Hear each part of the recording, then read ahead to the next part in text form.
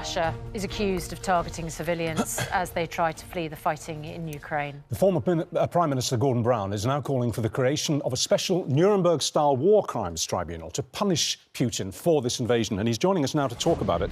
So, good morning, Mr. Brown. How would this work? Because, of course, with Nuremberg, we were able to put these Nazi thugs actually in the dock before, in many cases, they were led away to the scaffold. But they were there. How would this process, how would you have a Nuremberg-style trial without Putin? You'd set up a prosecutor, probably in The Hague. He would compile the case.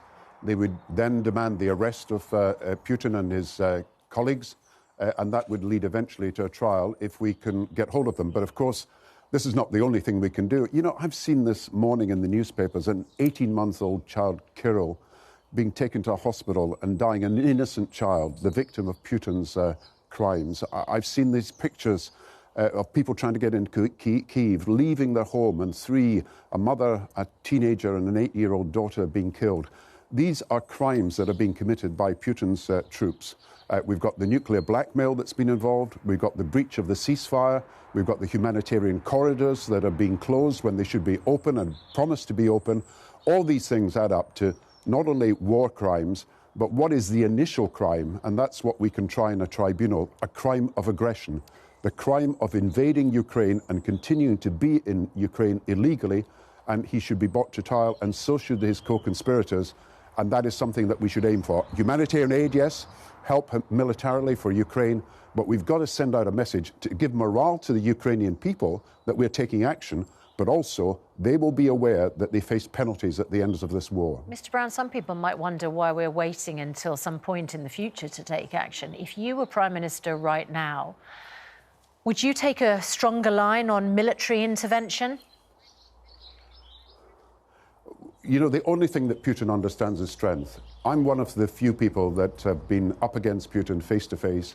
After Litvinenko was assassinated in London, we knew he was trying to assassinate more people. We had to take action, remove his diplomats, remove his agents from Britain. We had to send a message that we'd meet force with force. We had to give security protection to all those Russians in the United Kingdom for years as a result of his intended crimes. Now, the only thing he understands is strength.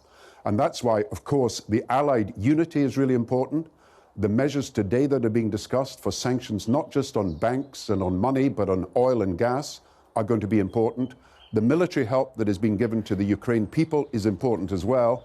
And of course, we've got to send a message to the refugees that we will help them and we'll make it easier for them to come into this country. Now, all these things are showing the strength of Western unity. And I believe that that is the message that is going to continue to go out to Putin. And I would be leafleting in Russia. I'd be getting information across to the Russian people that Putin is lying to you. He's telling the Russian people this is not a war to take over Ukraine. He's telling the Russian people things that are simply not true about the number of casualties. We've got to get that message through to the Russian people, who in the end will decide the fate of Putin. You mention Putin's nuclear saber rattling. He's done it at least 3 times in the last 10 days. You and I, Mr. Brown, are old enough to remember the Cuban Missile Crisis, which is the closest that the planet ever came to a nuclear conflict, and luckily it was sorted out and it went away. We never thought we'd be here again. How worried do you think we should be that this thing at some point could go nuclear? Yeah. There is a parallel to the Cuban Missile Crisis, the threat of using nuclear weapons and relocating them, which Putin has given out. I myself believe that from the intelligence that I've seen, that he cannot just pull the trigger on his own.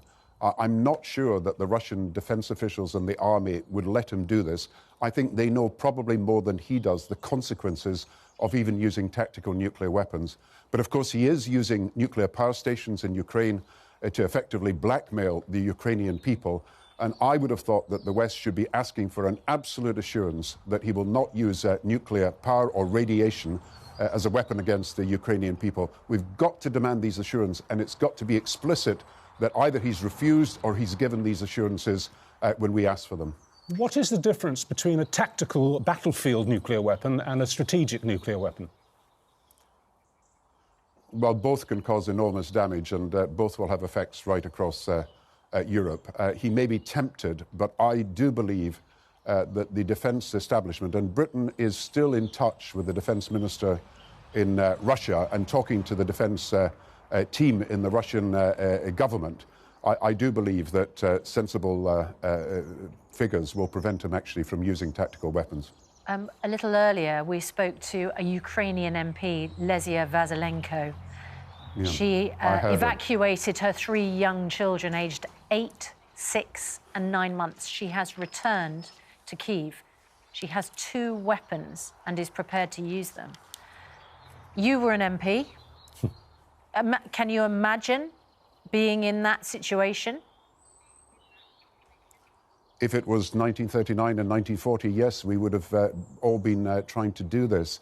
And, you know, the courage of the Ukrainian people, buildings are being destroyed, but their courage is indestructible. You know, buildings are being razed to the ground, but not the spirit of the Ukrainian people. And I think we've got to praise and applaud their courage under such duress and under such pressure. And that's why, you know, it's the Ukrainian foreign minister that I joined at a press conference on Friday at Chatham House, and he called for us to bring Putin before a war tribunal. He called for us to take this action that would send the message that he said would give hope to the Ukrainian people that something would happen to Putin as a result of the crimes he's committed. Now, he can go before the International Criminal Court, but that's for war crimes and for crimes against humanity, and many are being committed at the moment. But the crime of aggression is very straightforward, and that's why a tribunal could be created now, as happened in the 1940s, which led to the Nuremberg trials. And then they would know perfectly well that the action that they were taking was not only illegal under international law, but they would be brought to book and to be punished for it. It's a very strong message, but I think it's got to be sent. And I hope Boris Johnson will support this initiative that has the support of the Ukrainian government and leaders in Ukraine whom I spoke to yesterday. Very briefly, Mr. Brown, because it's just gone 8 o'clock and we do have to move on. Very briefly, I mentioned in my opening question to you that, of course, we know that after the Nuremberg trials, a lot of Nazis were hanged. Obviously, the prima facie case against Putin is overwhelming, and were he be to drag into court, he would be found guilty. There's no question about that. What should happen to him? Well, I think the punishments that have been meted out by the International Criminal Court are life imprisonment, and that's the most likely thing. But I think the message is more important, that he should know that he is being held accountable, that every action he has taken is being monitored. We are not going to let him off the hook. Russia has become a pariah state as a result of his actions. And while we've got no complaint against the Russian people, President Putin has got to be brought to justice. At some point, he will have to be removed. All right, Mr. Brown, thank you very much indeed for joining us, and more power to your elbow. I hope you can get that one off the ground.